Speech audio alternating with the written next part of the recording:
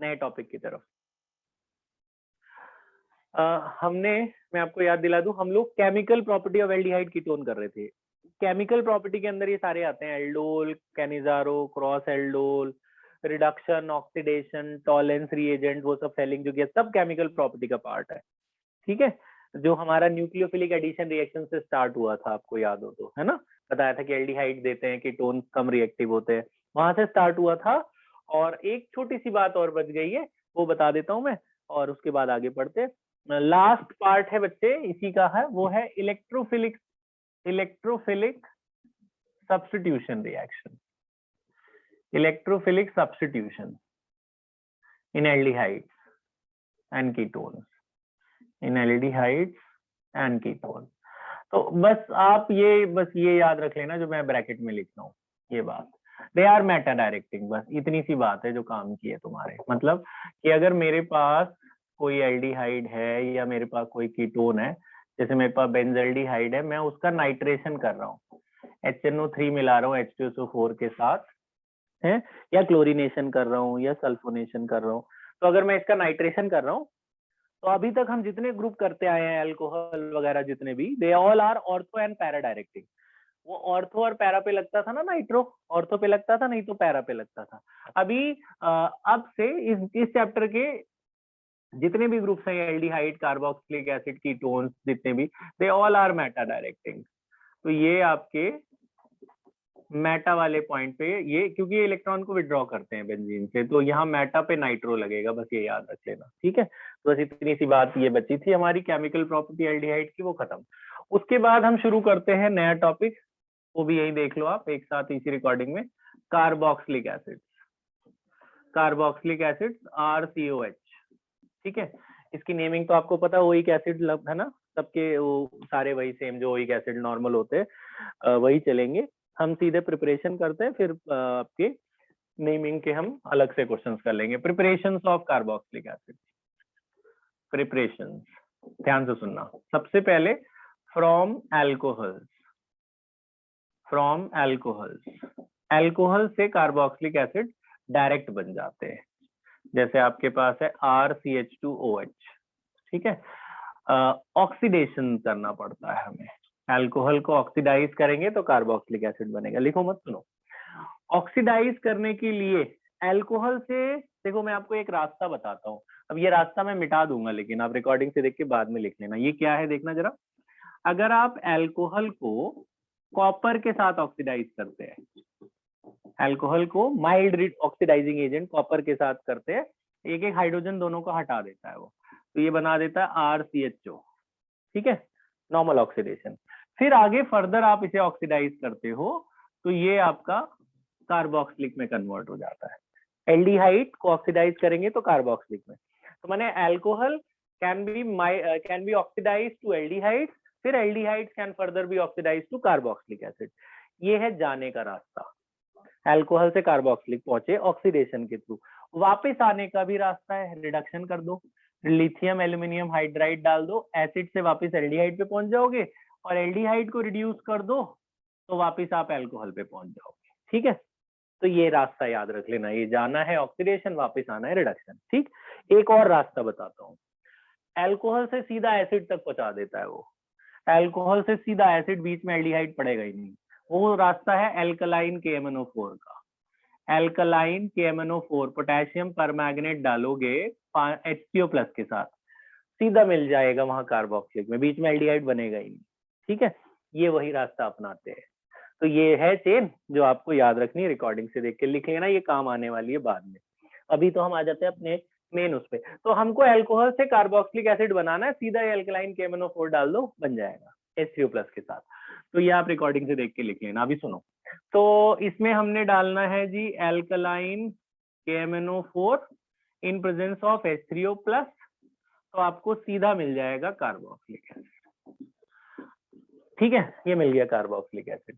Now मतलब यहाँ से ये हाइड्रोजन हटाता है H2 और एक ऑक्सीजन ऐड कर देता है, हाइड्रोजन हटाया वहां ऑक्सीजन ऐड कर दिया, ये H2 हटाया और ऑक्सीजन ऐड कर दिया। अच्छा, एक और बात, this is applicable for the aldehydes having less than 10 carbon atoms. 10 से कम कार्बन एटम हुए तब एल्कलाइन KMnO4 सीधा ऑक्सीडाइज कर देता है। लेकिन 10 और 10 से ज्यादा कार्बन हुए, जैसे मेरे पास 10 कार्बन एटम है, 9 इधर है, एक ये है, मान लो है 10 या 10 से ज्यादा कार्बन एटम है, तब ये काम नहीं करता। ठीक है, तब मतलब ये ऑक्सीडाइज नहीं कर पाता। तब इन्होंने एक और दिया हुआ है एनसीईआरटी में, उसका नाम है बच्चों CrO3 और H2SO4। CrO3 और H2SO4, इसका नाम याद कर लो, इसे कहते हैं Jones reagent. Jones, Jones, JONES, Jones reagent. ठीक है, ये कर देता है इसको ऑक्सीडाइज। मैं एक कार्बन यहाँ और लगा देता हूँ, CH2OH है, तो ये आपका ये वाले को ऐसे बना देगा, RCH2 तो ऐसे ही रहेगा 9, इस वाले लास्ट वाले में से ये हाइड्रोजन हटाएगा और यहाँ पे ऑक्सीजन लगा देगा। ठीक है, तो 10 से ज्यादा होंगे ना अगर 10 और मोर देन 10, ठीक है, तब जोन्स रिएजेंट डालना, अदरवाइज अल्कलाइन KMnO4। 10 से वैसे आते नहीं हमारे में, लेकिन पता होना चाहिए तुम्हें जोन्स रिएजेंट क्या होता है। ठीक है, कन्वर्जन में तो 8 9 7 8 तक ही रहेगी। दूसरा, तो पहला है फ्रॉम एल्कोहल, ठीक है, दूसरा आपके कोर्स में है from alkyl benzene. From alkyl benzene माने टोलीन वगैरह से करना हो तब कैसे करें देखना, इसमें भी 2 बताऊंगा मैं आपको। मतलब मेरे पास बेंजीन है, उस पे एल्काइल लगा हुआ है, एल्काइल बेंजीन यानी टोलीन है ये, है ना। टोलीन से सीधा ऐसे अल्कोहल ये बनाना है, कार्बोक्सिलिक एसिड। तो इसमें क्या डालना, इसमें डालना है KMnO4 KOH के साथ, KMnO4 KOH के साथ। तो इसको याद करने का तरीका बताया था आपको, ऐसे याद हो जाएगा। ये टोलीन है, KMnO4 KOH के साथ डाला, ये क्या करेगा, यहाँ से 2 हाइड्रोजन हटाएगा, वहां पे ऑक्सीजन लगाएगा 2, ये तीनों हाइड्रोजन हटा के वहां पे देखो क्या लगाता है, देखो ये लगाता है, ये बन जाता है कुक, ऐसे याद हो जाएगा तुम्हें, कुक, ये बन जाता है कुक, COOK है। अगर यहाँ NaOH लगाओगे तो CONA लग जाएगा, तब कोना बन जाएगा। तो अभी कुक कुक से याद कर लो यार। तो यहाँ से हाइड्रोजन हटाएगा और वो ऑक्सीजन ये भी देगा, ये भी देगा, और COOK लग जाएगा इधर। ठीक है, तो ये बन गया पोटेशियम बेंजोएट, पोटेशियम बेंजोएट। अब इसमें वही डालो H2OH+ के साथ, H+ माने एसिड, है ना, तो इसमें से H+ और OH मिलेगा ना, H+ और OH मिलेगा। तो जैसे यहाँ HCl है तो KCl तो चला जाएगा, अगर ये एसिड है तो HCl KCl चला जाएगा उसके साथ और H दे देगा उसको, तो H, तो ये जो कुक है आपका ये सीधा COH बन जाएगा, वो K चला गया ना इसके Cl है, तो पोटेशियम सल्फेट बाहर हो जाएगा, है ना। उसने बोला अगर यहाँ HCl नहीं हुआ H2SO4 हुआ, जैसे H+ दिखाते हैं मतलब ये एसिड रहा होगा, तो KCl बाहर हो गया और H जाके यहाँ लग जाएगा।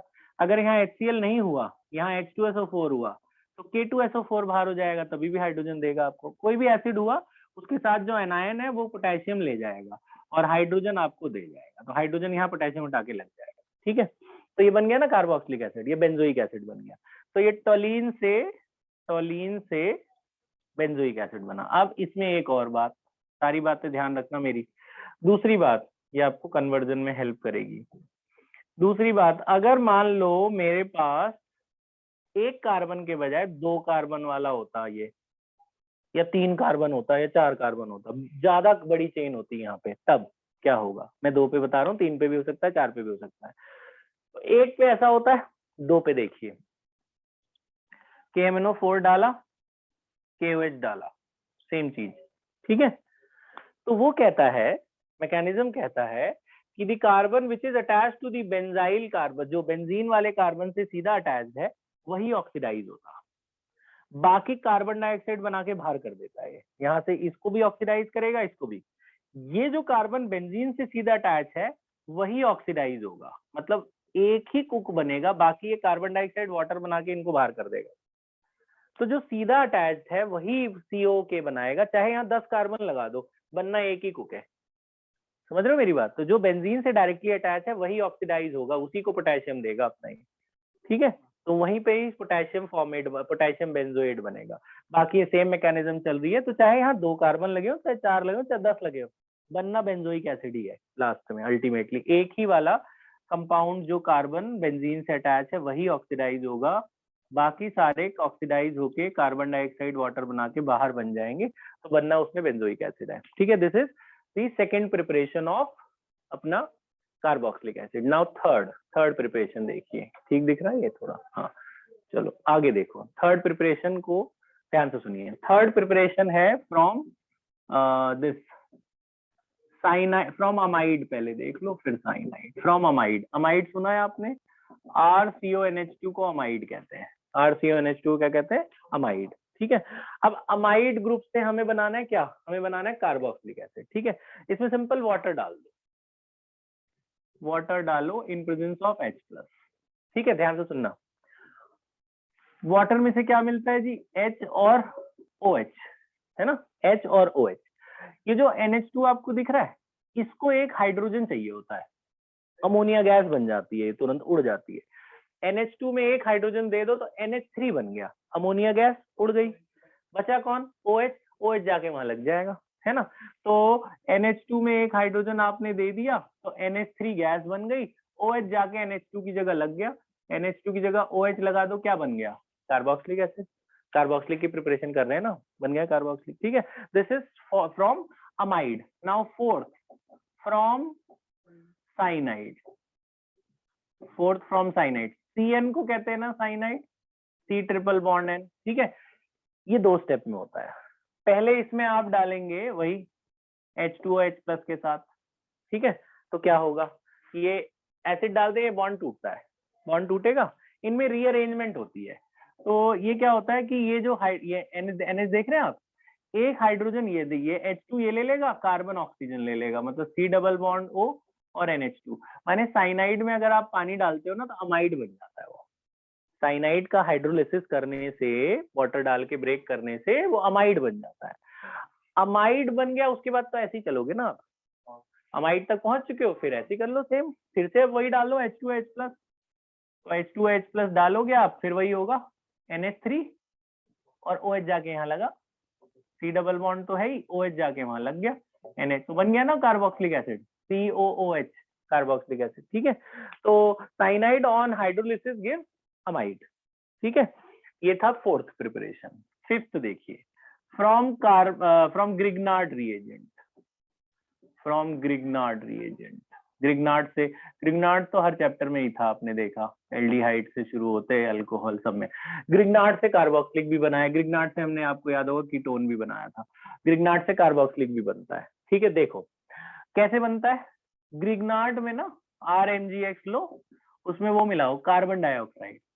देखो कार्बन डाइऑक्साइड ऐसा होता है ना, ऐसा CO2 ऐसा होता है ना, C♯O है। इसमें ग्रिग्नार्ड में मिला, ग्रिग्नार्ड हमेशा ड्राई ईथर के साथ काम करता है।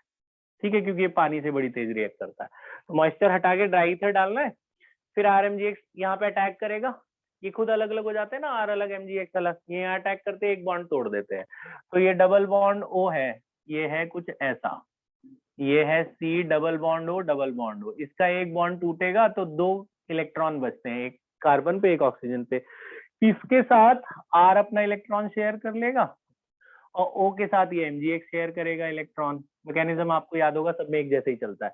फिर पानी डाल दो, जैसे ही आप वाटर डालोगे, आपको पता है ये वाटर के साथ बड़ी तेज से रिएक्ट करता है, सोर्स ऑफ प्रोटॉन, ये MgX चला जाएगा OH के साथ, तो MgOHX बाहर, वहां अपना एक H छोड़ जाएगा।